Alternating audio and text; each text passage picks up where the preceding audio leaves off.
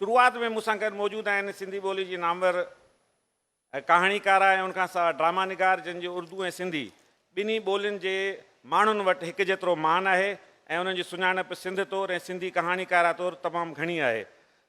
अदीन उलूदा शाह साहिब पाण शुरूआत कंदासीं ॻाल्हि ॿोल जी इन हवाले सां त सिंध में जेको हिन वक़्तु ॿोलियुनि जे हवाले सां बयानियो जुड़ियल आहे उनमें पाण जॾहिं सिंध जे कॉन्टेस्ट में ॾिसूं था त उहो सिंधी ऐं उर्दू जो आहे।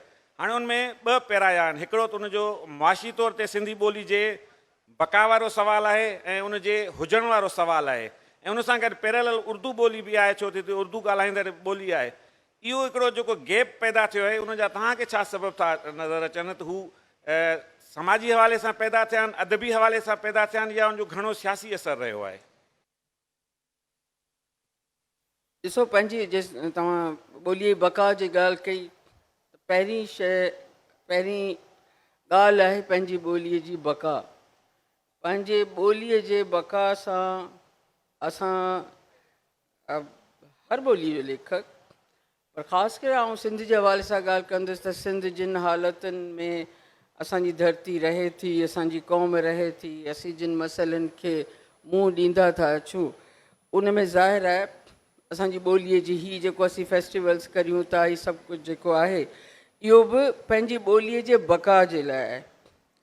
ऐं उहो पहिरियों इज़हार जो रस्तो आहे जंहिंखे को बि लेखक, को बि फिक्शन राइटर, को बि सहाफ़ी, हर उहो माण्हू जेको लिखी ॼाणे थो उनखां विड्रॉ न करे सघे थो, न करणु घुरिजे, न उनखे उनखां धार थियणु घुरिजे। रहियो सवाल उहा ॿी ॿोली जेका कई माण्हू सम्झी सघनि था, उहा ॿोली जेको सॼा मुल्क सम्झे थो, उहा ॿोली जेका कई ॿोलियूं ॻाल्हाइण वारा उहा हिकिड़ी ॿोली सम्झी सघनि था, उनजे वेझे वञण जो असां बि चवंदा आहियूं त हीअ इज़हार जी ॿोली आहे।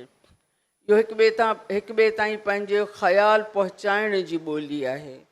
जेसिताईं लफ़्ज़ क़ौमी ॿोली इस्तेमालु कयो वेंदो आहे, आउं तव्हांखे एक्सप्लेन कंदी हलां त आउं हमेशह इन नुक़्ते ते आई आहियां, मूं इहो हमेशह इहो पॉइंट हर जाइ ते रेज़ कयो आहे त पाकिस्तान में कई क़ौमी ॿोलियूं आहिनि जिन में नुमाया तरह सां हिकु क़ौमी ॿोली सिंध बि आहे। ऐं ईअं ई हीउ मुल्क बि कई क़ौमुनि ते ॿधल हिकु मुल्क आहे। जॾहिं उन्हनि सभिनी खे तव्हां गॾे था छॾियो त उनखे हिन मुल्क जो अवाम त चई सघो था, पर हिन मुल्क जो जी क़ौम नथा चई सघो, छो त कई क़ौमूं आहिनि। उन में सिंधी बि हिकिड़ी क़ौम आहे जेको पंहिंजी सुञाणप रखे थो, जेको पंहिंजी बका जे लाइ न रुगो हर वक़्तु सुजाॻ आहे, पर उन में पंहिंजी कोशिशि शामिलु कंदो रहे थो।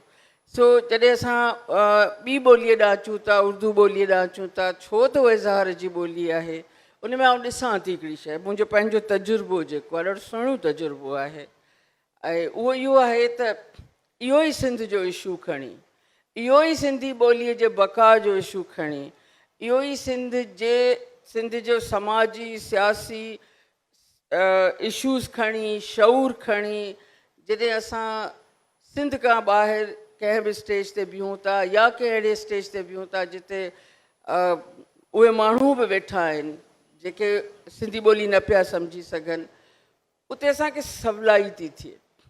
असां पाण में जेकॾहिं बंदि दाइरे में वेही जॾहिं ॻाल्हायूं था, पंहिंजे बंदि दाइरे में जेकॾहिं असीं पंहिंजा मसइला डिस्कस करियूं था, त असां सभिनी खे ख़बर आहे त असांजा मसइला छा आहिनि, पर असांखे उन प्लेटफॉर्म जी ज़रूरत बार बार थिए थी।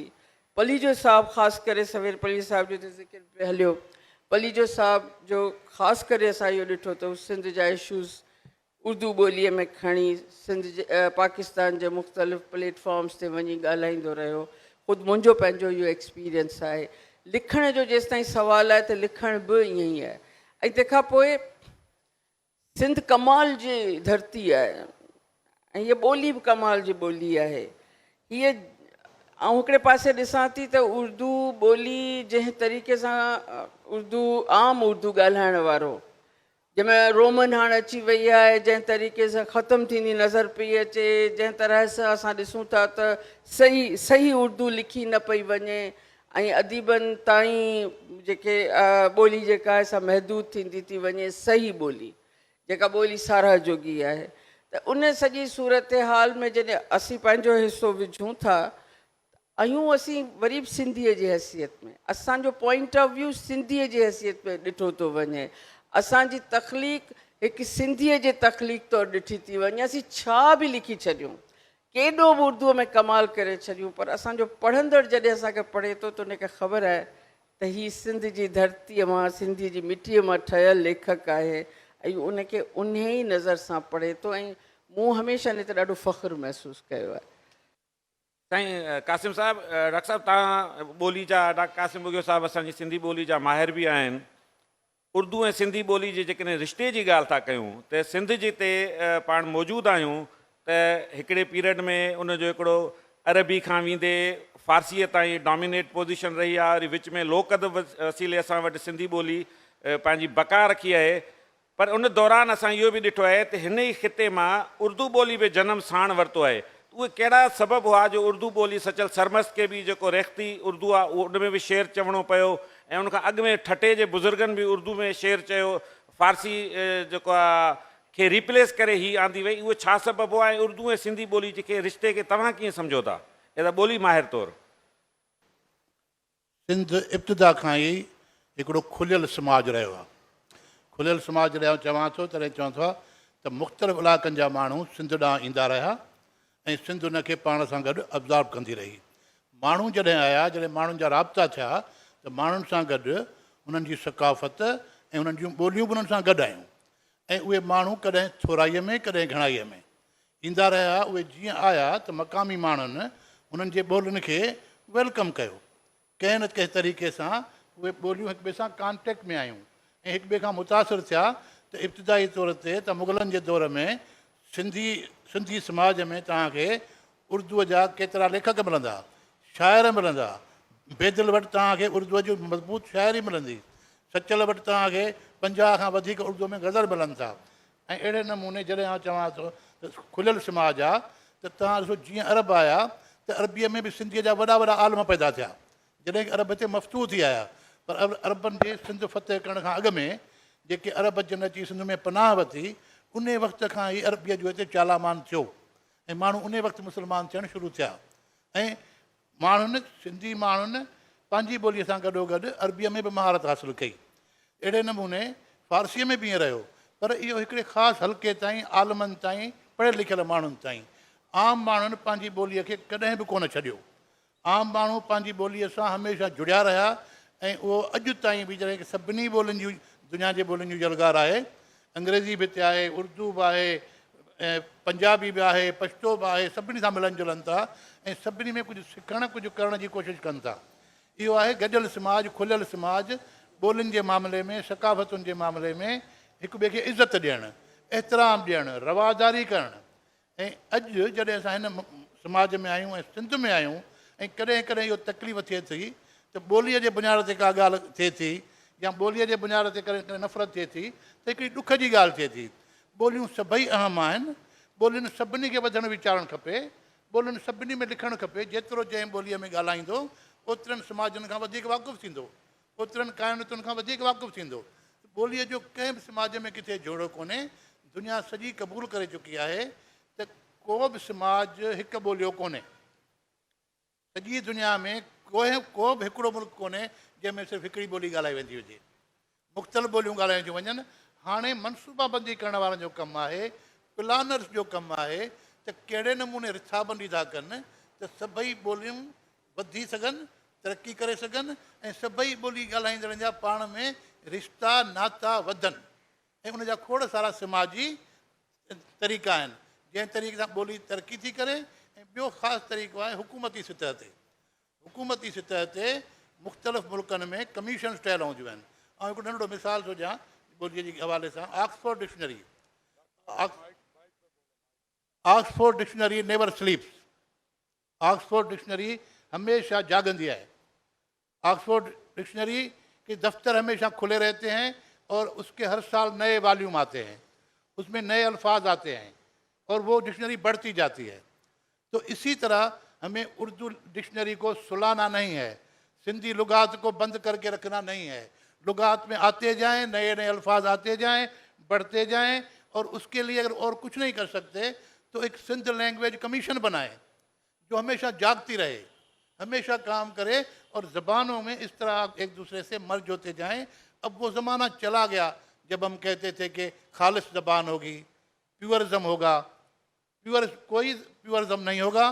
कम्युनिकेशन का दौर है, मीडिया का दौर है, एक दूसरे से राब्ते में आएंगे, लैंग्वेजेस कांटेक्ट में आएंगी, एक दूसरे पर असरात छोड़ेंगी और एक दूसरे के साथ समाजी नाते बढ़ेंगे। तव्हां सां वरी अॻिते ॻाल्हाईंदुसि। मज़र जमील साहब वेठा। मज़र साहब, आप को तो वैसे ही सिंध में एज अ राइटर पर देखा जाए तो वो बिरजब करते हैं। आप सिंधी और उर्दू ज़बान को, आपने उर्दू में सिंधी ज़बान पे एक ज़ख़ीम किताब भी लिखी है, उर्दू में सिंधी अदब की तारीख़ पे, और आपकी किताब गुफ्तगू भी है। तो मैं आपसे वो गुफ्तगू अभी ये लोग सुनना चाहेंगे कि उर्दू और सिंधी के कॉन्टेस्ट में जो सोशल, पॉलिटिकल और मुआशी तौर पर जुड़ी हुई है, आप क्या समझते हैं कि यहाँ जो सिंध में सिंधी उर्दू रिफ्ट पैदा हुई, उसके मुआशी असबाब हैं, सियासी असबाब हैं या अदबी असबाब हैं? वो किस वजह से यहाँ पर ये पैदा हुई?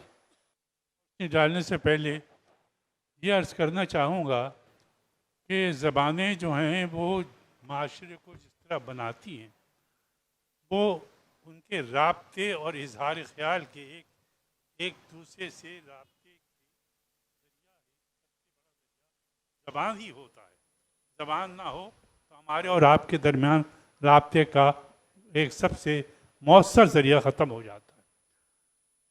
मैं इस सिलसिले में ये कहना चाहता हूँ कि अगर आप इस पस मंज़र को मुझे इजाज़त दीजिए, और ख़ास तौर पर मैं इस इजलास में उर्दू बोलने वाले भी, बड़ी खुशी की बात है कि ज़्यादा तादाद में मौजूद हैं, मैं उनसे भी मुखातिब हूँ और उनके लिए मैं बताना चाहता हूँ कि सिंधी ज़बान कैसे बनी और उर्दू का सिंधी से राब्ते की जो सूरत हाल है वो आज की नहीं है, वो 10-20 साल की नहीं है, 50-100 साल की नहीं है, बल्कि इसको तो हज़ारों साल, 1,500 साल से पहले लिए जा कुली कुतुबुद्दीन के ज़माने में जो शख्स यहाँ शायरी कर रहा था, यहाँ उर्दू की शायरी हो रही थी जब कुली कुतुब शाह दक्कन में शायरी कर, तो मैं ये अर्ज़ कर रहा था, ये राब्ते बहुत पुराने हैं। और इस सबसे पहले देखने की सूरत हाल ये है कि जैसा हम और आप जानते हैं कि इसके ख़मीर में जहाँ अरबी है, फ़ारसी है, हिंदी है और हिंदी है, और उर्दू है, इन सब से मिलकर के एक ज़बान, ये ज़बानें जो हैं एक दूसरे से लेती देती हैं, इनके दरमियान लेन देन होता है। इनके अल्फाज, उर्दू के अल्फाज सिंधी में ढल के आते हैं और सिंधी के अल्फाज उर्दू में ढल के जाते हैं। कौन जानता है कि, कौन नहीं जानता कि आज जो ज़बान बोली जा रही हैं उन सब ज़बानों में अल्फाज मुश्तरक हैं। ये कोई शख्स ये नहीं कह सकता कि ये खाली सिंधी ज़बान का, सिंधी वो बेशक सिंधी लफ्ज़ था, उर्दू ने उसको अपना लिया, वो उर्दू अब उर्दू का लफ्ज़ है। इसी तरह से जो उर्दू के अल्फाज थे, खालिस उर्दू के अल्फाज थे, उर्दू में बोले जाते थे, लिखे जाते थे, पढ़े जाते थे, अब वो उर्दू के अल्फाज नहीं रहे हैं, वो मेरे और आपके अल्फाज, वो गली कूचे और बाज़ार में बोलने वालों की ज़बान है। तो जो ज़बान गली कूचे और बाज़ार में बोली जाती है, दरअसल वही ज़बान अपने ऐद की अक्कासी करती है। इस एतबार से मैं समझता हूँ कि सिंधी और उर्दू कम अज़ कम एक ही सतह पर है, जहाँ तक इजहार का ख्याल है, जहाँ तक अपने ख्यालात को दूसरों तक पहुँचाने का ताल्लुक़ है। दोनों ज़बानें आज आवाम की ज़बानें हैं, आवाम के दिलों में रहती हैं।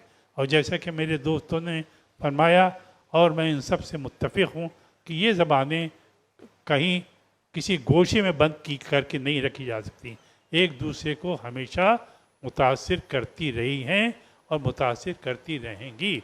उर्दू ने जितना कुछ सिंधी से लिया है किसी और दूसरी ज़बान से नहीं लिया, और इसी से उर्दू सिंधी ने भी उर्दू और फ़ारसी और अरबी से बहुत कुछ हासिल किया है, और वो अब आपकी अपनी ज़बान का हिस्सा है।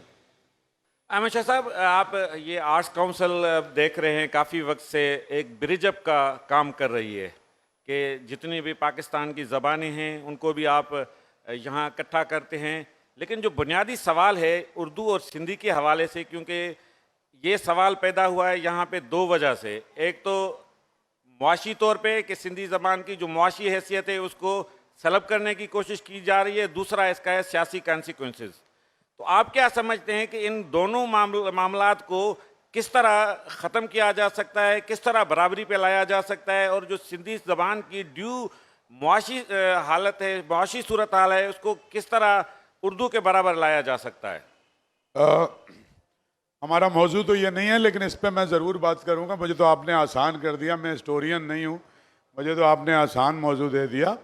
लेकिन सिंधी के बारे में भी थोड़ी सी उर्दू के बारे में ज़्यादा बात करना चाहता हूँ। वो ये है कि एक ज़माने तक सिंध में तो यही ख्याल रहा कि उर्दू जो है वो पैदा ही सिंध में हुई है। आपको पता है सैयद सलेमान नदवी ने भी ये लिखा, पीर असामुद्दीन राशिदी ने भी इस पर काम किया, इवन आई काजी ने भी इस पर काम किया। लेकिन कुछ लोगों का ख्याल है कि ये इधर पैदा नहीं हुई है और ये दिल्ली के आसपास कोई है, और संस्कृत से शायद इसका वली दिल्ली साहब, जी वली साहब के नाम जी कहते हैं। फरीद साहब। और जैसे अभी मदर भाई ने कहा, वो हज़ारों साल तो नहीं, लेकिन कुली कुतुब शाह जब वहाँ शायरी कर रहा था उस ज़माने में सिंध में साहिब दीवान शायर थे, और इस बात को कोई 450 पौने 500 साल इस बात को भी हो गए। लेकिन मैं खुद ना मैं रिसर्च स्कॉलर हूँ, लेकिन मैं पढ़ता हूँ, तो मैं रीडर हूँ। तो मैंने कुछ 700 साल पहले बाबा फरीद के दीवान में मैंने शेर देखे, रोटी मेरी काट की लावन मेरी भूख, जिसने खादी चौपड़ी वही सहेगा दुख। उस वक्त तक उर्दू ज़बान की तरह से राइज नहीं हुई थी। उसके कुछ 100 बरस बाद अमीर खुसरो की जो शायरी है उसमें कोई इब्तदाई शक्ल आपको उर्दू की नज़र आती है। तो जाहिर है कि ये तो हुआ, और ये तो तय है कि सिंध में चूँकि फ़ारसी बादशाहों की भी ज़बान यहाँ फ़ारसी बोलते थे, और उस ज़माने में सरकारी ज़बान भी उन्होंने फ़ारसी राइज की हुई थी, तो अरबी और फ़ारसी का चूँकि सिंधी पे भी बहुत असर है और उर्दू पर भी, ये दोनों ज़बानें कॉमन हैं इसमें। तो इसलिए यहाँ पर फ़ारसी में तो शायरी करते ही थे, फिर बहुत सारों ने, चूँकि उन्हीं बहरों में उर्दू में शायरी होती थी, तो उर्दू में भी अच्छी खासी शायरी सिंध में हुई है। और वह बाद में तो ज़ाहिर है सचल ने और शेख अयाज ने तो उसको अपने इंतहा को पहुँचाया कि उसको किसी भी बड़े उर्दू शायर के मुकाबले में आप खड़ा कर सकते हैं। ये तो 400-500 साल का रिश्ता है, और इतनी उर्दू की उम्र भी है, थोड़ी बहुत ज़्यादा होगी। जहाँ तक आपका दूसरा सवाल है मईशत का, देखें पाकिस्तान बनने से पहले भी उर्दू स्पीकिंग लोग सिंध में रहते थे, इतनी बड़ी तादाद में नहीं थे, लेकिन ताजिर आए थे। और ताजिर इसलिए आए थे कि ये बंदरगाह 150 साल पुरानी है, और ये साउथ एशिया की तकरीबन अहम तरीन बंदरगाह थी, और यहाँ से गंदम की और दुनिया की तजारत होती थी। तो वहाँ पारसी भी आए, दूसरी कौमें भी आईं और ताजिर भी आए, और उसमें कोई हज़ारों की तादाद में उर्दू स्पीकिंग पहले सिंध में आ गए, जो अनाज का कारोबार करते थे, दूसरा कारोबार करते थे, उससे वो इंटरेक्शन और वो ज़बान भी एक दूसरे के करीब हुआ ये कि चूँकि ये वाहिद पोर्ट सिटी था और यही वाहिद इंडस्ट्रियल शहर भी था।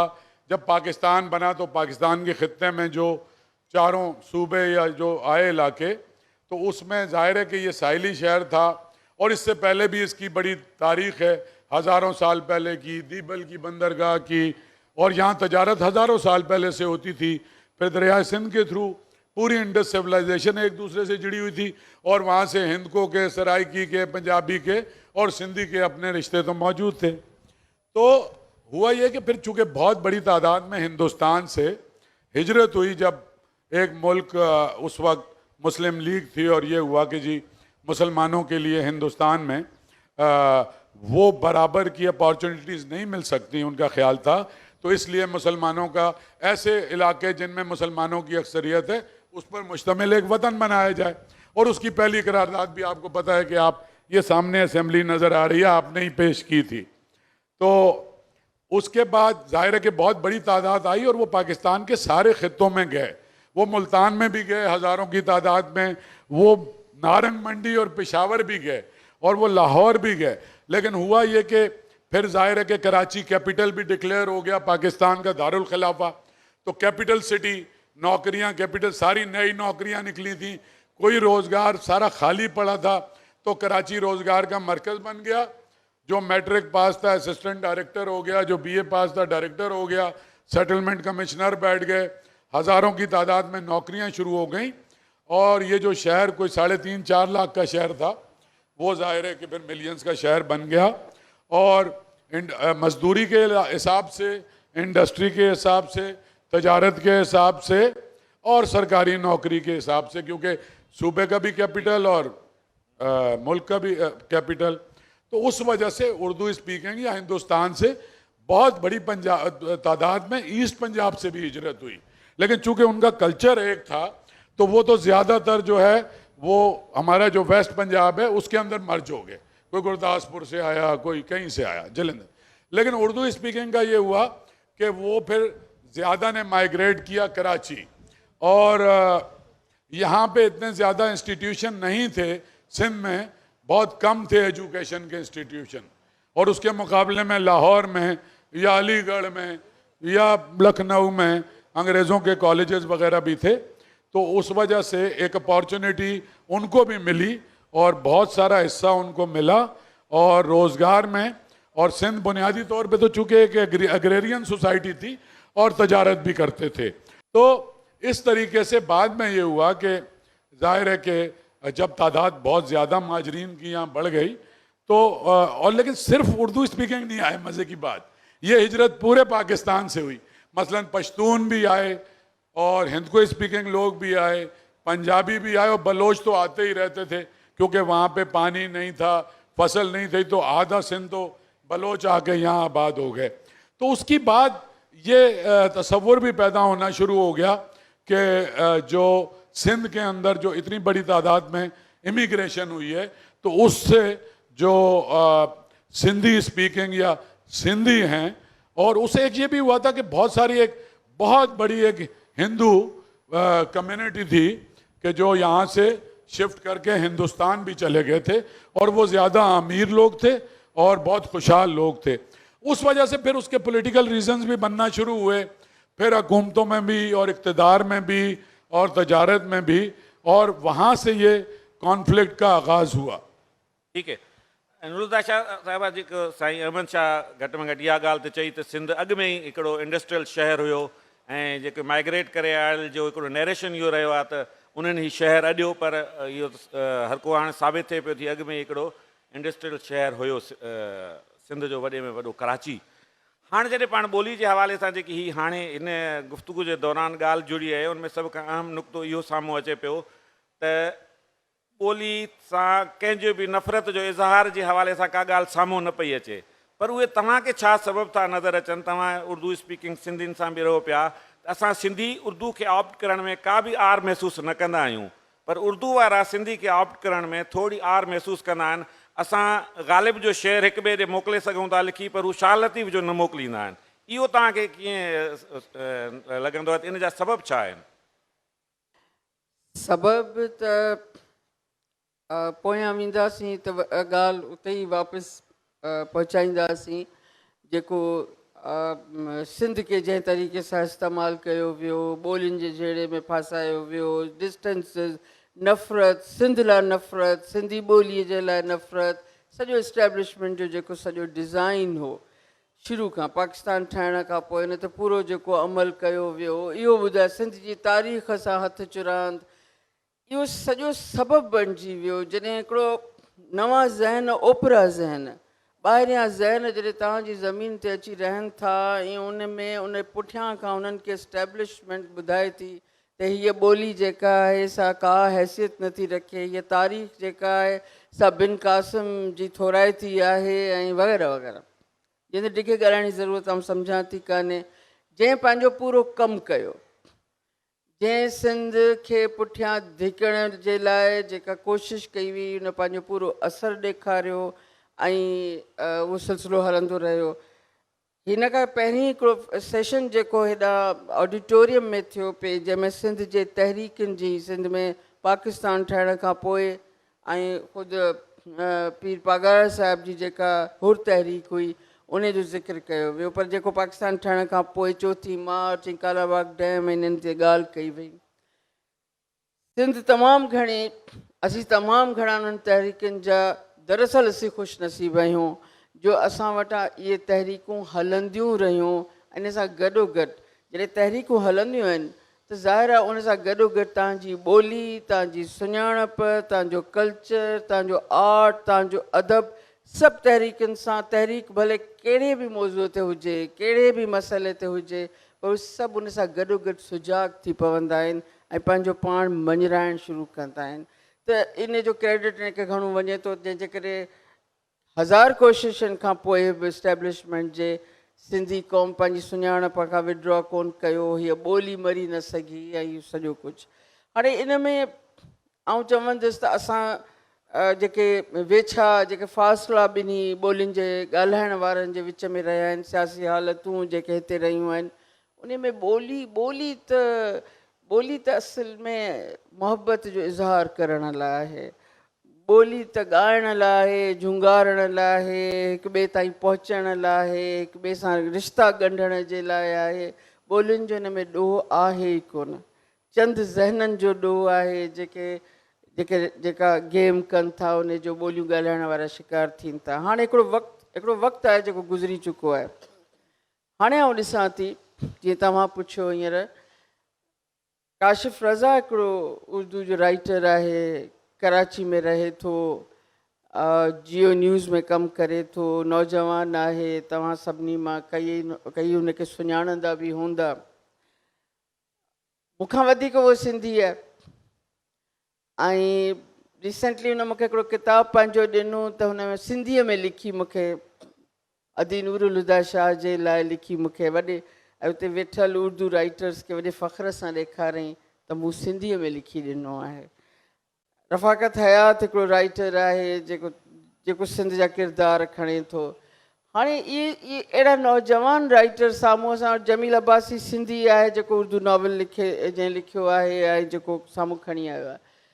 अहिड़ा कई हाणे अहिड़ा नौजवान आहिनि उर्दू ॻाल्हाईंदड़ जेके सिंधीअ में सिंधी किरदार खणनि था, सिंध जे मसइलनि ते ॻाल्हाइनि था ऐं तव्हां जंहिं महिल हुननि खे ॿुधंदो तव्हांखे पाण खे लॻंदो त हीअ असांखां वधीक सिंधी पाण खे हिननि जे अंदरि असांखां वधीक हिकिड़ो सिंधी वेठल आहे। 70-75 साल 100 साल 100-125 साल अञा अॻिते असां हलूं, असां मञा कई ॿाहिरां आयल आहिनि पोइ पुठियां नसलुनि में। असां हिन धरतीअ में इहो हिन धरतीअ जो कमाल आहे, इन जो सियासत सां हिन सां को बि तालुक़ु न आहे, इस्टेब्लिशमेंट सां कंहिं सां बि को तालुक़ु न आहे। इन धरतीअ जो अजीब कमाल आहे, इहा माण्हूअ खे जज़्ब करे थी, हिन जी मिटी माण्हूअ खे जज़्ब करे थी, माण्हूअ खे पंहिंजे अंदरि खणी अचे थी, ॿोलियुनि खे जज़्ब करे थी, दिलियूं खटी वठे थी ऐं दिलनि खे जेको आहे फ़तह करे थी। हालांकि हिन ते हमला आवर केतिरा रहिया आहिनि सिंध जे, हमले आवरनि जो कॉरिडोर बि रहियो आहे, हमले आवरनि जो मंज़िल बि रही आहे। इहा त इन खे फ़तह करियूं वेंदे अॼु ॾींहं ताईं। मूं कल्ह बि चयो त कुर्सीअ खे थोरो लोॾो अचे त हलो त सिंध फ़तह करियूं, पहिरियों ख़्यालु ई इहो थो अचे। सो हिन धरतीअ में कमाल आहे, हिन ॿोलीअ में कमाल आहे, हिन में। सो हाणे हिकिड़ो 75 सालनि जो अरसो गुज़री चुको आहे। हाणे तव्हां ॾिसंदो 100 साल गुज़रनि, 125 साल गुज़रनि, ऐं हैरान थी वियसि। मूं लम्स में सिंधी जी क्लास अटेंड कई जिते 50-60 ॿार वेठल हुआ ऐं लम्स लाहौर में, ऐं उन्हनि में हिकिड़ो बि ॿारु सिंधी ॻाल्हाइण वारो कोन हो ऐं उहे सिंधी पढ़िया पिए। मूं हुननि खां पुछियो सिंधी छो? जवाबु ॿुधिजो, पुछो तव्हां सिंधी छो पिया पढ़ो? हीअ त ॾाढी ॾुखी ॿोली आहे ऐं तव्हांजो वास्तो बि सिंध सां कोन्हे। मेजॉरिटी ॿारनि जी पंजाब जी हुई। त हुननि चयो जॾहिं असां वटि इहो ऑप्शन आयो त असीं पाकिस्तान जी का ॿी ॿोली पढ़ूं त असांखे ख़बर पई त हिन मुल्क में सभ खां रिच ॿोली अदब इल्म जे मामले में जेकॾहिं आहे त उहा सिंधी आहे ऐं असांजे माइटनि चयो त तूं सिंधी वञी पढ़। डॉक्टर नाज़िर साम्हूं, डॉक्टर नाज़िर महमूद साम्हूं वेठल आहे।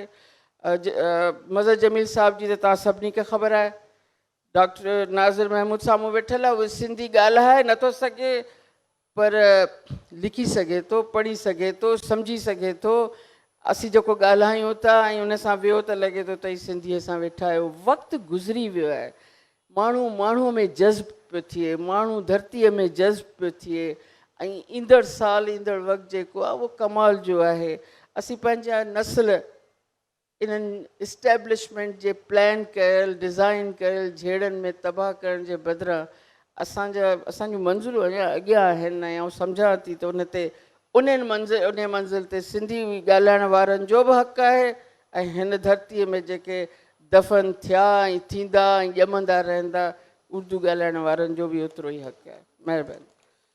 ऐं कासिम साहब हाणे जेको नरेशन मैडम ॾिनो त ॿियो कुझु न आहे पर इस्टेब्लिशमेंट हिकु अहिड़ी शइ आहे जंहिं ही समूरी रिफ्ट पैदा कराई। तव्हां लिंग्विस्टिक जा माहिर बि आहियो, समाजियात बि पढ़ो पिया, त हाणे हीअ जेकी रिफ्ट पैदा थी आहे, इस्टेब्लिशमेंट हिकिड़ी वॾी बला आहे हिन मुल्क में, उनखे बि मुंहुं ॾियणो आहे, उनखां सवाइ पंहिंजी बका जा सवाल बि हूंदा आहिनि। तव्हां लिंग्विस्टिक जे माहिर तौरु छा था सम्झो सिंधी या उर्दू ॿोली में हाणे तकरार जेको सम्झो था जज़्बो उभरे पियो या उन्हनि जो हाणे मोहबत ऐं पाण में जुड़ण जो जज़्बो जुड़े पियो? पाकिस्तान ठहण जे इब्तिदाई सालनि में जेके गैर जमहूरी फ़ैसिला थिया उन्हनि तमामु घणो नुक़सानु ॾिनो ऐं अॼु ताईं असीं उहे नुक़सान भोॻियूं पिया। पाकिस्तान दुनिया जो वाहिद मुल्क आहे जंहिंजी जॾहिं गॾियल क़ौमीअ जो मसइलो आयो ऐं क़ौमी ॿोलीअ जो मसइलो आयो तॾहिं अहिड़ा आवाज़ उथिया, अहिड़ा नारा लॻा त छाकाणि त हिकिड़ो मुल्क आहे तिन जो मज़हब हिकिड़ो हुअणु खपे, दीन बि हिकिड़ो हुअणु खपे, ॿोली बि हिकिड़ी हुअणु खपे ऐं सभु माण्हू जहिड़ो की पंहिंजा रंग नस्ल ख़तमु करे हिकिड़े क़िस्म जा माण्हू थी वञनि। इहो इम्पॉसिबल हो, इहा ग़लति ॻाल्हि हुई ऐं पहिरियों दफ़ो थियो दुनिया जे कंहिं मुल्क में कोन थियो आहे त ॿाहिरीं ॿोली जेका हिन मुल्क में रहंदड़ माण्हुनि जी ॿोली कोन हुई, ॿाहिरीं ॿोली आई ऐं हिननि रहंदड़ माण्हुनि खे मजबूर कयो वियो तव्हां इहा ॿोली ॻाल्हायो। यकीनन उहो एतिरे सवलाईअ सां मसइलो न पियो थिए, जंहिं ते इब्तिदाई तौर ई झगड़ा ज़रूरु थिया। जॾहिं ॿोलीअ जे इन मसइले ते लोकल माण्हुनि ऐं धारनि जे विच में रिफ्ट पैदा थी त कुझु माण्हू इस्टेब्लिशमेंट जी ॻाल्हि थी ख़ुशि थींदा हूंदा, पर न कुझु सेंसिबल माण्हू हुया। ऐं 56 वारे आइन में क्लियर हिकिड़ी ॻाल्हि आई त ईस्ट पाकिस्तान जा माण्हू बंगालीअ सां गॾोगॾु उर्दू बि सिखंदा ऐं ॻाल्हाईंदा ऐं हिन इलाइक़े जा माण्हू जेके हिन पासे रहनि था उहे बंगाली सिखंदा त जीअं ॿिन्ही जे विच में हिकु ब्रिज पैदा थिए, हिकु ॿिए खे अंडरस्टैंडिंग पैदा थिए, सम्झ पैदा थिए। पर थियो ईअं त हिन हिसे वारनि बंगाली सिखणु शुरू न कई ऐं हुन हिसे वारनि उर्दू सिखणु शुरू कई। माना इस्टेब्लिशमेंट उहो ई रखंदी आई। उहो साॻी ॻाल्हि वरी जॾहिं 70 में आई, पहिरियों दफ़ो इलेक्टेड गवर्नमेंट खे अहसासु थियो त ॿोलीअ जे मसइले खे कंहिं नमूने हल कजे, त हिते इहो थियो त उहे आबादियूं जिते मक़ामी ॿोली सिंधी नथी पढ़ाई वञे उते सिंधी ॿोली शुरू कई वञे त जीअं जेके माण्हुनि सिंधी नथी अचे त उहे सिंधी सिखनि ऐं सिंधी वारा उहे बि उर्दू सिखनि पिया क़ौमी ॿोली तौरु। उहो बि कंहिं साज़िश तहत उन सिलसिले खे हलणु न ॾिनो वियो। इब्तिदाई तौरु सिंधी लैंग्वेज स्कूल खुलिया, टीचर अपॉइंट थिया। 70 में हिकिड़ो वॾो जहान पैदा थियो कराची ऐं हैदराबाद में सिंधी लैंग्वेज टीचर जे नाले सां, पर उन खे हलणु न ॾिनो वियो सिर्फ़ु इन करे त जेका इस्टेब्लिशमेंट चयो या असांजा वेस्टेड इंट्रस्ट माण्हू वेड़ायो, नफ़रत कयो ऐं पोइ पंहिंजा मुफ़ाद हल कयो। हिकु ॿिए जूं ॿोलियूं सिखण में को हर्ज कोन्हे, हिकु ॿिए खां फ़ाइदो वठण में, ॿोलियुनि जी इंटरचेंज करण में को नुक़सानु कोन्हे ऐं ॿोलियूं वधंदियूं बि ईअं ई आहिनि। त हिते जेको इशू हींअर बि इशू इहो आहे त घणे वक़्त खां पोइ पहिरियों दफ़ो मूं मुस्लिम लीग नून जो मंशूर ॾिठो 2012 में जेको हुननि जो मंशूर थियो, हुन में लिखियलु हो त जॾहिं असांजी हुकूमत ईंदी त असां पाकिस्तान में ॿोलीअ जो मसइलो इल्मी बुनियाद ते हल कंदासीं। पूरी हुन जे पेज नंबर 9 ते लिखियलु हो ऐं उनजो शायदि 13 या 14 नंबर हो। पर जॾहिं उन्हनि खे हुकूमत आई त उन्हनि खे बि अहिड़नि मसइलनि में मुंझाए रखियऊं जो सेनेट जे केतिरनि इजलासनि थियण जे बावजूद बि ॿोलीअ जो मसइलो हल कोन थियो। त अॼु बि जेकॾहिं मां सिंध जे हवाले सां बि साॻी ॻाल्हि सॼे पाकिस्तान ते थो लॻायां, असांजा वॾा जेके हुया जिन वाक़ई जमहूरियत ॾिठी, तव्हांखे ज़ुल्फ़कार अली भुट्टे जी ॻाल्हि थो कयां। ज़ुल्फ़कार अली भुट्टे जे दौर में हर यूनिवर्सिटीअ में पाकिस्तान स्टडीज़ डिपार्टमेंट खां अलावा सेंटर खुलिया, centre of south Asia, centre of east Asia. इन्हनि जो मक़सदु इहो हो त उन्हनि मुल्कनि सां वेझो अचो, उन्हनि जूं ॿोलियूं बि सिखो, उन्हनि जे कल्चर खां वाक़ुफ़ु थियो। जॾहिं Pakistan studies department Sindh university में खुलियो त उते पछतो पढ़ाइण वारा बि आया, पंजाबी पढ़ाइण वारा बि आया ऐं सराइकी पढ़ाइण वारा बि आया। अहिड़े नमूने ॿियनि जो मक़सदु इहो हो, पर पाकिस्तानी स्टडीज़ खे अहिड़े नमूने घुमाए मक़सदु ई हिकिड़ो ख़ासि बयानीअ तहत तारीख़ूं ॾिनियूं वयूं। सो हींअर बि इन जो हल आहे जे इहो हल नथा कयूं त असां नफ़रतूं के माण्हू कंहिं न कंहिं नमूने चिण गॾई वधाईंदा रहंदा ठीकु आहे। ऐं असांखे नुक़सानु पहुचाईंदा। तंहिंजे करे ज़रूरी आहे त पाकिस्तान लैंग्वेज कमीशन क़ाइमु थिए ऐं उहा मुस्तक़िल हुजे ऐं उहा हिननि मसइलनि जा हल ॻोल्हे। ठीक ये हिकिड़ो तमाम सुहिणी असांजो- सलाह तव्हांजी। मदर जमील साहब, अभी हम जो भी यहाँ तक गुफ्तगू करके आए हैं या हम जो सिंध की सोसाइटी देख रहे हैं, तो उसमें दो चीज़ें ज़्यादा आपके नाम की तरह मज़हर उनका हुआ है। एक ये कि अभी जो चिंगारी है वो नफ़रत की, वो बुझी हुई है, लेकिन वो किसी भी वक्त ये नफ़रत का बम कोई भी इसको फाड़ सकता है, ये ऐसा बम बना हुआ है। तो आप क्या समझते हैं जो इस वक्त जो नरेशन है पॉलिटिकल और ज़बान के हिसाब से, कि दो तरह से अभी सिर्फ चीज़ें हैं जिसमें हमें ये रिफ्ट नज़र आती है उर्दू सिंधी के हवाले, रिश्ते के हवाले से। एक होता है कि मुहाजिर लफ्ज़ और दूसरा होता है कराची और सिंध। तो ये जो नरेशन है आप किस तरह समझते हैं कि ये उर्दू और सिंधी आबादी इस नरेशन को अभी इसको भी ख़त्म कर दे, जिस तरह उर्दू और सिंधी ज़बान की वो नफ़रत की लेवल अभी मध्यम हो गई है? शाह साहब ने अपनी गुफ्तगू में एक बात ये कही थी, और वो ये कि सिंधी ज़बान में और सिंध के रहने वालों ने उर्दू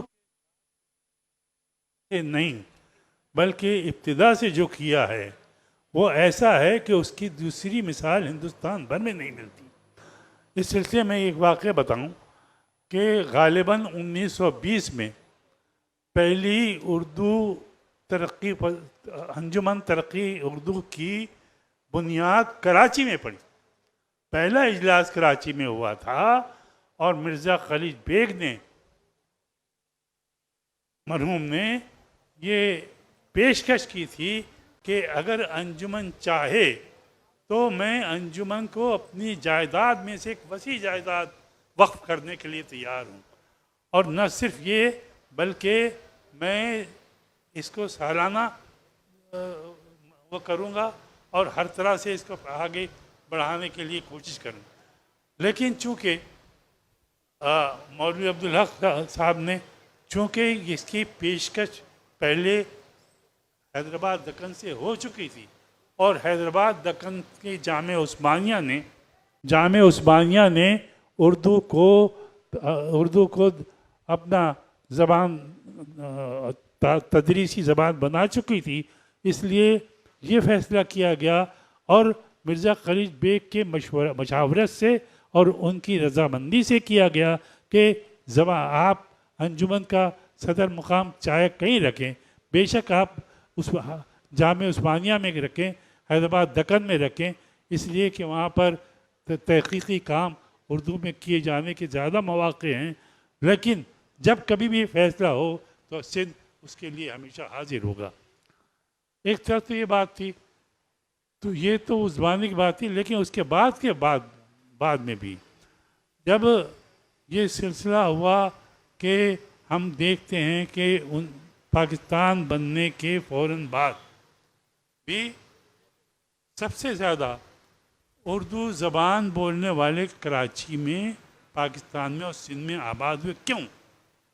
इसलिए कि वो ज़बान का जो खुलूस था, सिंधी ज़बान का उर्दू ज़बान के साथ जो एक खुलूस था, जो रिश्ता था, उसने हमें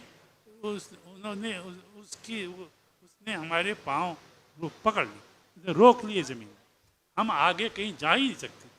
तो एक ये सारी चीज़ें तारीख़ी अहमियत रखती हैं और हमें अपनी अदबी गुफ्तगू करते वक्त भी इनको जहन में रखना ज़रूरी होता है। और मैं इसीलिए ये अर्ज़ कर रहा था कि आज जो सूरत हाल है उसकी एक तारीख़ है, और वो तारीख़ कोई 50-100 साल की नहीं है।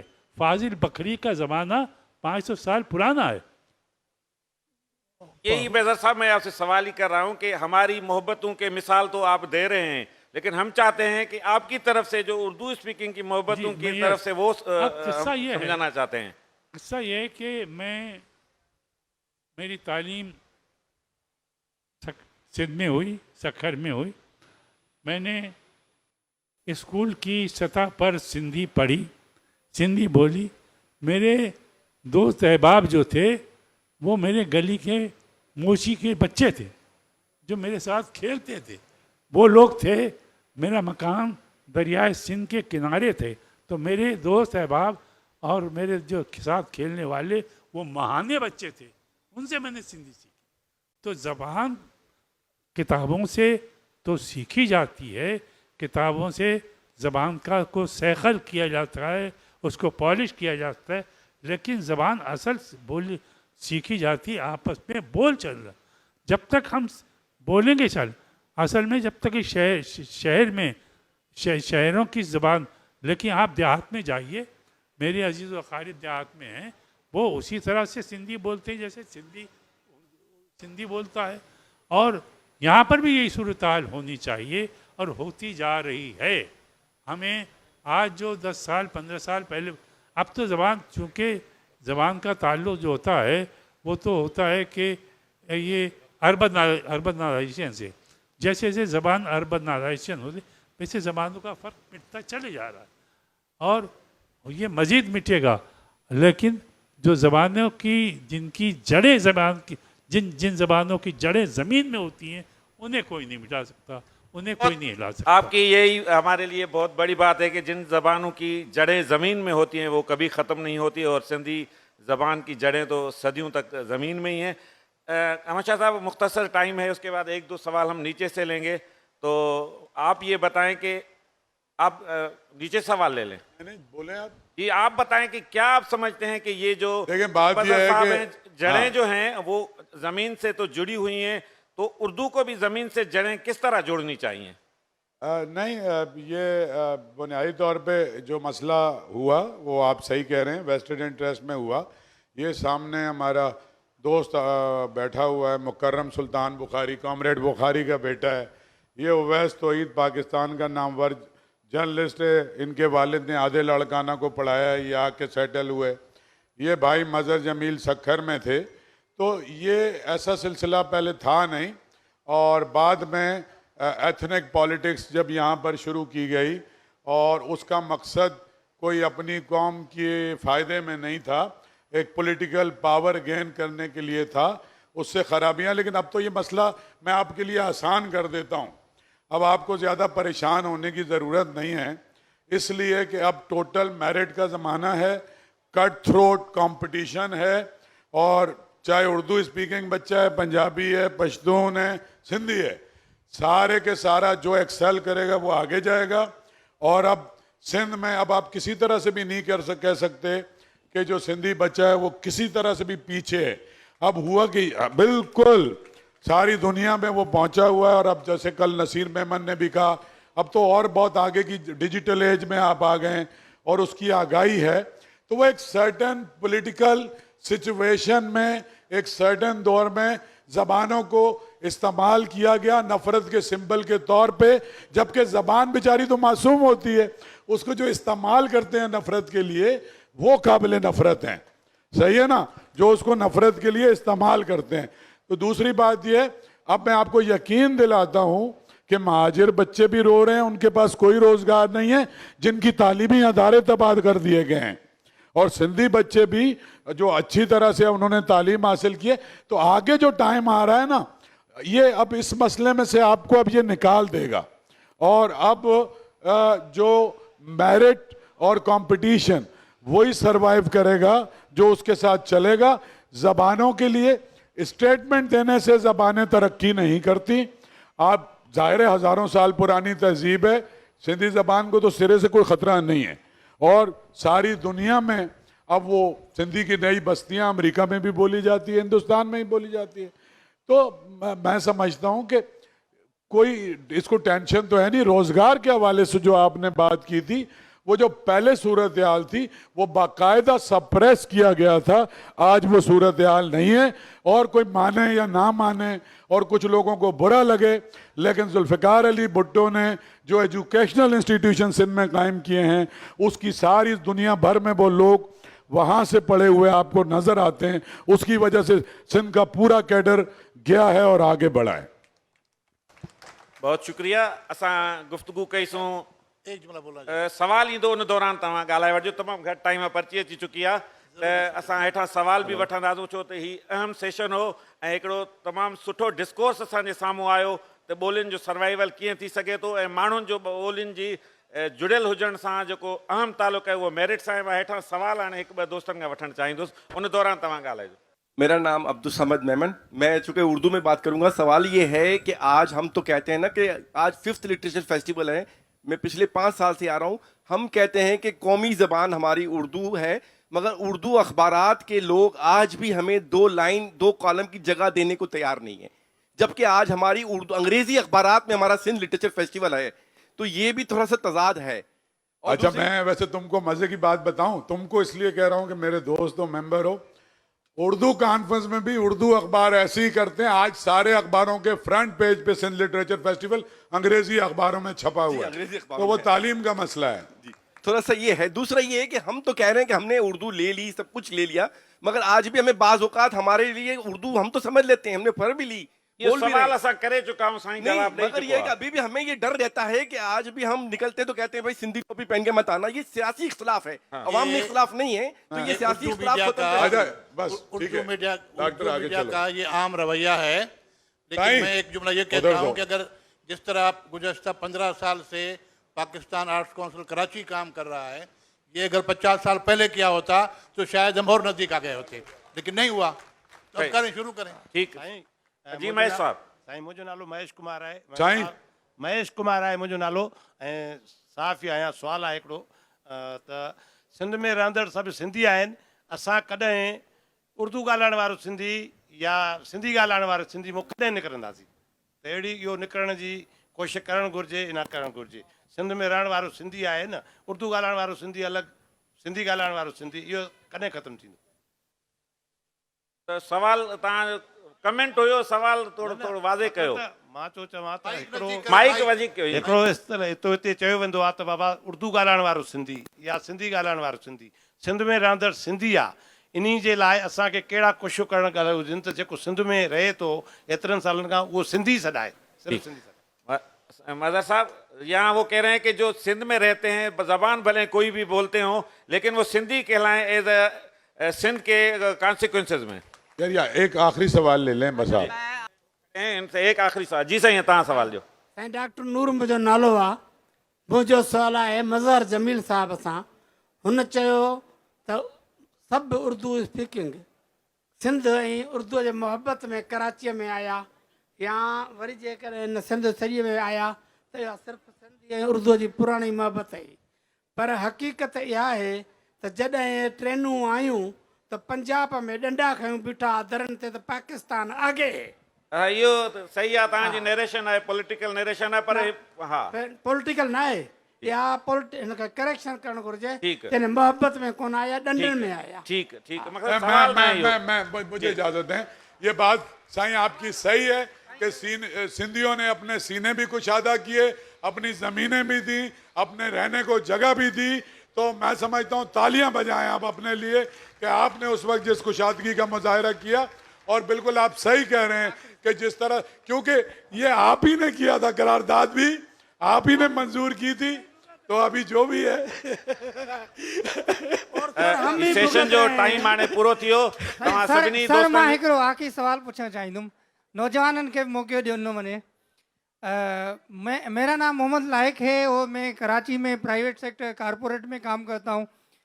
अच्छा, जो सर ने कहा था कि पॉलिटिकल है, उसका मैं पूछना चाहूँगा कि इसमें दानवेश्वरों का बड़ा किरदार होना चाहिए कि आपस में मोहब्बत बांटे। वो ये पॉलिटिकल, मेरी जो पर्सनल ऑब्जर्वेशन है, मैंने देखा है कि वहाँ पे सिंधियों के साथ तासुब नहीं किया जाता। लेकिन मैंने देखा है कि जो न्यू जनरेशन है उनको वैल्यूज़ नहीं सिखाए जाते घरों में। मेरे साथ ऑफिस में बहुत सारे लड़के काम करते हैं। मैंने 6-7 कंपनियों में काम किया है 8 सालों से। लेकिन मैंने जो ऑब्ज़र्व किया है, हमारी जो उर्दू कम्युनिटी है उसमें हिस्ट्री नहीं, पता ही नहीं है उनको। कराची के बाहर क्या है उनको पता ही नहीं है। वो समझते हैं कराची के बाद ठीक है, सवाल समझिए आप। गाँव है, मदर तो साहब, ये ये- उनको कौन सिखाएगा? मदर साहब ये कह रहे हैं कि जो उर्दू आबादी है उनको वैल्यूज भी नहीं पढ़ाए जाते और तारीख को भी नहीं सही तरीके से पढ़ाया जाता, इसीलिए उनको पता ही नहीं होता, वो अपने आप में तब्दीली नहीं ला सकते। इसीलिए ये आपसे सवाल है उनका कि उर्दू आबादी में ये सूरत हाल है। मैं यही अर्ज कर रहा हूँ, जिस तरह आपने बहुत सारे सवालात हम लोगों से किए, मैं एक सवाल आपसे करता हूँ, और मेरा सवाल वो ये है कि असल में मैं अपनी मिसाल देता हूँ कि मुझे तो ख़राब किया शेख अयाज ने, मुझे ख़राब किया रशीद भट्टी ने, मुझे ख़राब किया उन सारे सिंधी राइटर्स ने जो मेरे दोस्त थे, मेरे आसपास थे। वो सब उर्दू पढ़ते थे, उर्दू बोलते थे, उन्होंने मुझे सिंधी बोलने ही नहीं दिया। और सिंधी तो ज़बान सिंधी बोलने ही से, कोई भी ज़बान बोलने ही से आती। तो मुझे ये शिकायत अपने उन दोस्तों से हैं जो आज मौजूद नहीं हैं, लेकिन ये उनकी मेहरबानी थी कि वो मुझे अपनी बेहतरीन किताबें मुंतखब करके सिंधी की देते थे, ठीक और है पढ़ते थे। मदर साहब, ये अभी दूसरा सेशन शुरू होने वाला है। आया, लेकिन सिंधी न बोलने की वजह एक उनकी दोस्ती भी रही। ठीक है, तमामु घणी महिरबानी मज़र जमील साहब जो सिंधी अदब या सिंधी सकाफ़त जे हवाले सां तमामु घणो कमु आहे। तव्हां हिन जा किताब ॾिसंदा। साईं कासिम साहब, प्रोफेसर कासिम साहब जी, तबुगे साहब जी महिरबानी थी, नूरुल हुदा शाह साहब जी, साहिबा जी ऐं साईं अहमद शाह साहब जी जन हिन में शिरकत कई, ऐं तव्हां सभिनी जी जन असांजे हिन सेशन खे गौर सां ॿुधो। हीउ सेशन पुॼाणी ते पहुचे पियो।